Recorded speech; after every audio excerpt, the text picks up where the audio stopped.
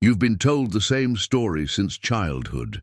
Fairy tales, movies, songs, they all preach the same formula. The man who provides wins the woman. The knight brings gold, the suitor brings flowers, the husband brings security. Provision equals love. Provision equals loyalty. But what if that's the biggest lie ever sold to men? What if being the provider doesn't guarantee devotion, but guarantees dependence that can vanish the moment something more intoxicating appears? Imagine this. A man spends decades building his role as the stable rock. He pays the bills, covers the rent, drives the reliable car, and ensures comfort. From the outside, it looks unshakable. Everyone says, "She'll never leave him. He's such a good provider." Indeed, but inside there's a silence, a hollowness, a hunger. Because here's the forbidden truth. Provision satisfies survival, but it does not ignite desire. Survival is about safety, desire is about fire, and safety never fuels the fire. Fire is lit by something else entirely. Think of a woman's nervous system not as a vault craving deposits, but as a storm craving lightning. A man who only provides is like a bank account, useful, reliable, always there. But no one falls in love with a bank account. No one lies awake at night shaking with hunger for the man who paid the electricity bill. She respects him, yes. She may even thank him. But desire is absent. And in its absence, something more dangerous begins to grow. Contempt. You can see it in her eyes when she talks to him, that faint boredom, that restless energy. She scrolls her phone even as he explains how he's keeping everything safe. She nods politely when he lists the hours he worked, the sacrifices he made. But her body doesn't lean in, her eyes don't spark, because provision is predictable is stable, and stable is the opposite of the emotional turbulence that fuels obsession. Here's the cruel irony. Men give what they are told women want. Stability, security, responsibility, and in doing so, they strip themselves of the very qualities that trigger a woman's primal attraction. Predictable routines erase mystery. Relentless responsibility erases polarity. Endless stability erases the chaos she secretly craves. She doesn't dream of the man who sacrifices everything for her comfort. She dreams of the man who remains untouchable, the man who cannot be owned, the man who does not kneel at the altar of her approval. Provision becomes a cage, not for her, but for him. Because the moment his worth is defined by what he provides, he becomes replaceable. Another man with a bigger paycheck, a bigger house, a bigger promise can step into the role, and she will feel justified because she was never drawn to him, only to the comfort he produced. That's why provision is not power. It is servitude disguised as love. The forbidden truth is this: women are not wired to crave providers. Providers make life easier, but they do not make blood run hotter. What women fear, resist, and secretly crave is not the man who bends to ensure comfort, but the man who bends for no one. The man whose frame is unshaken, whose silence is heavier than money, whose presence creates tension she cannot escape. Today, we're going to expose this hidden machinery. Why the provider role is a trap.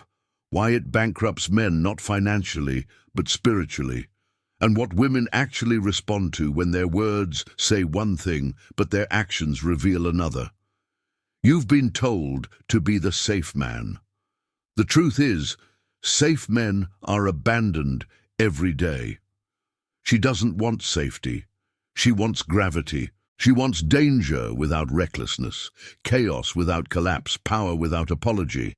She doesn't want a provider. She wants this instead. To understand why the provider myth collapses, you have to step back and examine the psychological, biological, and cultural machinery that shapes desire. The story men are told that women want security above all else comes from a partial truth. Yes, in evolutionary history, survival mattered. A man who could bring resources increased the odds that his partner and children would live. But evolution is not only about survival, it is also about selection. And selection was never driven by safety alone. It was driven by the emotional intensity that ensured bonding, the thrill that ensured loyalty, the polarity that made her body respond before her mind had time to rationalize. This is why provision is respected but rarely adored. Biology wires respect for providers, but it wires desire for men who radiate something resources cannot buy: status, unpredictability, tension, and the ability to command space without asking permission. Neuroscience shows that dopamine, the chemical that fuels craving, is not triggered by predictability, but by uncertainty, by reward that feels unearned, by stimulus that is volatile. A paycheck is predictable. A man she cannot fully decode is not. And her brain responds with spikes of dopamine far stronger than any steady deposit in a bank account. Social psychology reveals the same paradox. When men are trained to think responsibility equals attraction, they anchor their identity in service. They become useful, yes, but usefulness is not magnetism. The teacher is useful, the banker is useful, the handyman is useful, but women are not obsessed with them for being useful. Obsession is born from emotional turbulence, not practical assistance. This is why women often say, "He's such a good man," while secretly hungering for someone else entirely. Her words align with cultural programming, but her actions align with her primal wiring. Cultural codes have deepened this confusion. Modern society, especially in the West, pushes the narrative that men prove love through sacrifice, working longer hours, giving up passions, becoming the reliable rock. Movies glorify the man who never fails to show up, who always provides, who becomes selfless for the sake of his woman. But behind the applause lies an unspoken reality. Selflessness kills polarity. When a man dissolves into the provider role, he ceases to be the gravitational force she orbits and becomes the orbit itself, stable, static, and taken for granted. Evolutionary psychology explains why this kills attraction. Female choice across millennia was about more than resources. It was about selecting men whose traits could elevate her genetic lineage. Risk-takers, leaders, outsiders who broke rules and bent the world to their will. These men were dangerous, but they were magnetic. Women didn't want to tame them. They wanted to be swept into their reality. The provider ensured survival, but the untamed ensured transcendence. Which one do you think her nervous system still responds to more powerfully today? Here lies the contradiction. Society tells women they should want providers, but their biology pulls them towards something else entirely. This is why so many women leave men who did everything right. He provided, he sacrificed, he committed, and still she drifted, not because he failed, but because he succeeded in the wrong arena. He mastered provision and lost polarity. And polarity is what her body answers to before her rational mind can intervene. Neuroscience reinforces this with brutal clarity. Studies on attraction show that unpredictability in male behavior increases female fixation.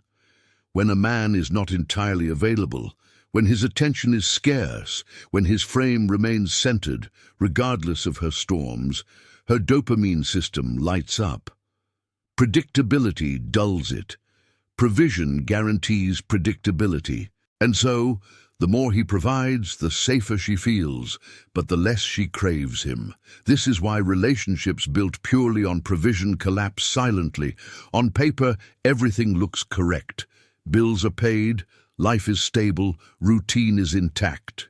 But beneath the surface, desire withers, and when desire dies, contempt grows. The man who once was thanked becomes the man who is resented, not because he did too little, but because he did too much of the wrong thing. So what does she truly want?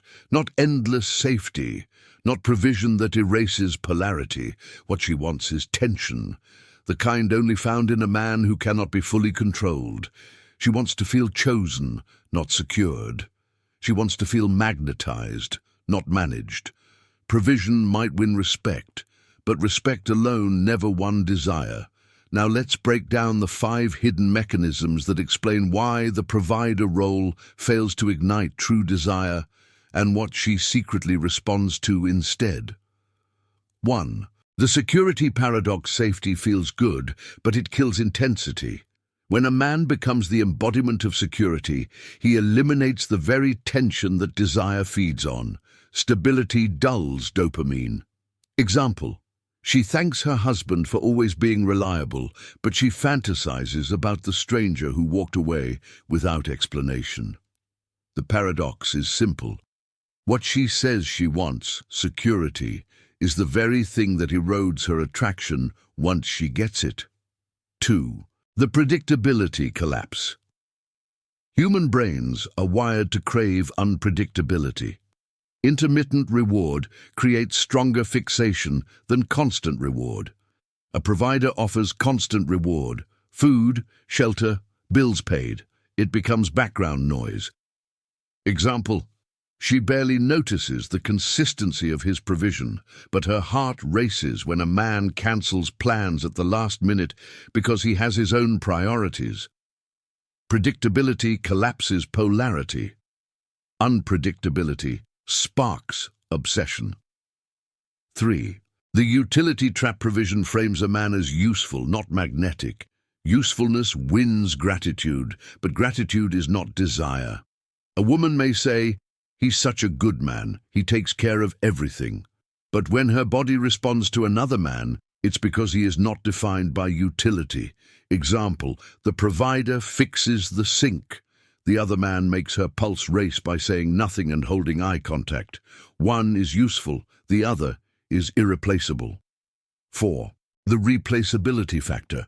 Once a man defines his worth by provision, he becomes replaceable. Someone else can always provide more money, more gifts, more safety. But mystery, frame control, and untouchable presence cannot be replaced. Example: a wealthy husband loses his wife to a man who offers less materially but more emotionally. Why? Because what cannot be bought cannot be substituted. Replaceability is the death of desire. 5. The polarity erosion. Masculine polarity is not about service, but about gravity. It's the force that bends her emotional orbit around you. Provision erodes polarity because it shifts the man into servitude, responding to needs, covering gaps, playing the role of caretaker. Desire thrives when she feels his independence, his self-contained energy, his refusal to collapse into her demands. Example: the provider gives her comfort, the untouchable man gives her chills. Polarity is the axis of desire, and provision often erases it. These mechanisms do not operate in isolation, they stack. Security makes him predictable, predictability makes him useful, usefulness makes him replaceable. Replaceability erodes polarity. By the time all 5 layers are in place, the man is no longer her obsession. He is her insurance policy. And insurance never fuels passion. The forbidden truth is this: she may respect the provider, but she craves the man who does not collapse into service, the one who cannot be reduced to his utility, the one who bends for no one. This is why men who abandon the provider myth become magnetic. They embody qualities that no paycheck, no sacrifice, no steady offering can replicate. Survival Rule 1. Replace security with sovereignty. Counters the security paradox. Security without sovereignty becomes sedation. Your aim is not to make her life cushy, it's to make your life undeniable. Practical tactic. Structure non-negotiables. 3 immovable pillars, training, mission work, deep focus block, that do not shift for drama, persuasion, or guilt. Put them on the calendar and defend them with silence, not speeches. When pressure comes, you don't explain, you execute. Safety may win respect once. Sovereignty renews attraction every day because it proves you belong to your purpose first, not to anyone's comfort. Survival Rule 2. Kill predictability, keep reliability. Counters the predictability collapse.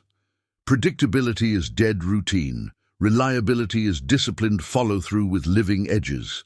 Practical tactic: adopt a structured variability loop. Keep your wake time, training, and mission consistent, but rotate environments, micro-adventures, and pace. New locations, different dinner spots, surprise weekend challenges. Communicate little, deliver much. Reliability anchors trust. Variability oxygenates desire. She knows you will show up for what matters, but she cannot script how you'll do it. The system gives stability and mystery at once. Survival Rule 3. Escape utility with aura counters. The utility trap. If your value is tasks, you will be thanked and then forgotten. Magnetism begins where usefulness ends. Practical tactic. Minimal words, maximal presence. In conversations, drop the compulsive explaining and fix-it reflex. Hold eye contact longer, pause before answering, remove filler speech, replace solving with standards. Here's what I'm doing, not here's how I'll fix you. Use touch, stillness, measured voice. Perform fewer tasks, amplify presence cues, posture, tempo, silence. Utility fills checklists, aura fills her nervous system. Survival Rule 4. Become irreplaceable by owning scarcity counters, the replaceability factor. Money scales, essence doesn't. Scarcity isn't absence, it's curated access. Practical tactic. Install access tiers. Everyone gets politeness, few get proximity. Almost no one gets intimacy with your time and attention. Keep your day dense with mission, craft, and training, so your availability is naturally constrained. When you give time, give it fully, phoneless, undistracted, present. Don't flood the market with cheap minutes. Scarcity of genuine attention signals value no wallet can counterfeit. Survival Rule 5. Restore polarity through frame leadership counters. Polarity erosion, caretaking, collapses, polarity. Leadership restores it. Leading isn't control, it's direction from a solid frame. Practical tactic: lead with offers, not appeasements. Replace "what do you want to do" with "I'm going here at 7, join if you want." State your plan, extend an invitation, and hold your line whether she accepts or not. When attacked with framed accusations, you never care. Refuse the courtroom. Either silent pause or a clean reframe. Not accurate. We can talk at 9. Frames aren't argued, they're held. Field protocols, stackable drills. Protocol A, the silent audit.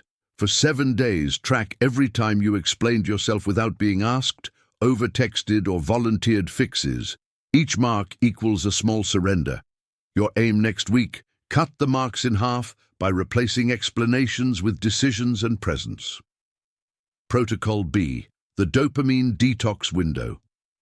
Create a 90-minute daily block with no phone, no messaging, no entertainment. Train your brain to self-generate stimulation from work and training.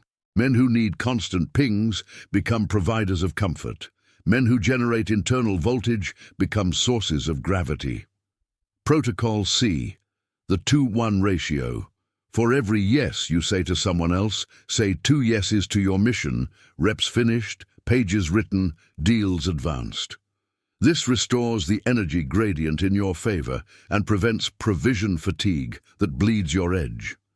Protocol D, the strong no-choose 1 low-level boundary to enforce this week. Unscheduled drop-ins, late-night chaos, testy last-minute changes. Decline without hostility and without an essay. Can't do that. Full stop. Your nervous system learns that peace does not require appeasement. Protocol E, the mystery window. Hold back 20% of your schedule and thoughts from disclosure. Not deception, discretion. If asked, offer a short truth without the full map. Mystery is not performance, it's sovereignty over disclosure. Red flags to stop being her provider of predictability. Constant availability. You answer instantly, rearrange instantly, apologize instantly. Train delay, not indifference. Task identity. Most of your shared time is chores, logistics, and fixes. Replace with experiences you lead. Emotional babysitting. Her spikes dictate your day. Acknowledge, don't absorb. Direct back to a planned time. Approval addiction. You fish for praise after every provision. Kill the scorekeeping. Build internal metrics. Replacement behaviors. The swap list. Swap comfort gifts. Calibrated challenges. Plan something slightly difficult. Trail, cold plunge, new class. Shared stress bonds, shared convenience dulls. Swap, daily debriefs. Weekly state of the union. One focused conversation beats 10 draining recaps. Swap, fix-it talk. Future frames. Less repair, more vision. Here's what we're building, here's the next move. Swap, constant texting and equality windows. Two dense, playful exchanges eclipse an entire day of trickle texts. The operating thesis, tattoo it on your mind. Provision is a tool, not an identity. When it becomes your identity, you bleed magic into maintenance and turn desire into duty.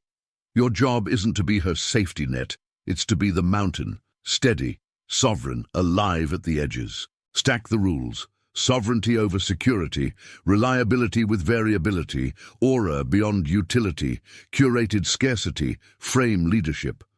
When you live this stack, you stop selling comfort and start emanating charge. Respect will remain, but this time, desire stays with it. Provision feels safe, it feels noble, it feels like the right thing, but in reality, it's the slowest path to emotional bankruptcy. Men pour decades into stability and call it love, not realizing that stability without polarity is just quiet erosion. And when the erosion finishes its work, they stand shocked as the woman they gave everything to drifts away, not because they did too little, but because they gave everything in the wrong currency. Here's the brutal truth. Women do not leave providers because providers fail. They leave because providers succeed in the wrong game. You can build the house, pay the bills, sacrifice your dreams, and still lose her to the man who did none of that, because he carried what provision cannot buy. Gravity, tension, mystery. He bent to no one. And that is the quality her biology cannot resist. Think of it like this. The provider builds walls to protect her. The untouchable man ignites fire that consumes her. The provider ensures safety. The untouchable ensures obsession. And obsession, not safety, is the currency of desire. You've been trained to believe that loyalty is purchased with provision, but loyalty born from dependence is fragile. The moment a bigger provider appears, the bond dissolves.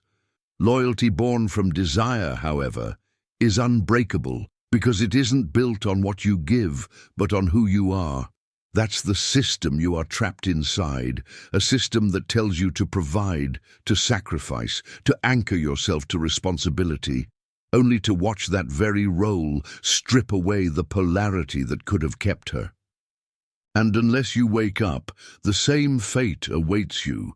Respect without desire, gratitude without passion, a slow descent into invisibility inside the very relationship you built with your own hands. But here's the opportunity. You can cut the wires. You can stop mistaking usefulness for magnetism. You can step out of the provider role and into sovereignty. The man who bends for no one, who defines his value internally, who carries polarity not through tasks, but through presence. This man never fears replacement, because he is not playing the game of provision. He is playing the game of gravity. So remember this, she doesn't want endless safety. She doesn't want the cage of your sacrifices. She wants the man who commands space with silence, who holds his frame against storms, who remains scarce, not because he withholds, but because his life is dense with mission. That man cannot be replaced. That man cannot be ignored. That man doesn't provide, he emanates. If this breakdown opened your eyes, don't keep it to yourself. Another man you know is still trapped, still confusing provision with power, still sacrificing his edge for a role that will betray him. Share this with him. Subscribe so you never miss the next forbidden truth. And turn on notifications, because the system never sleeps, and neither should your awareness. You've been told to be the provider. The truth? The provider is abandoned. The sovereign is desired. Choose wisely.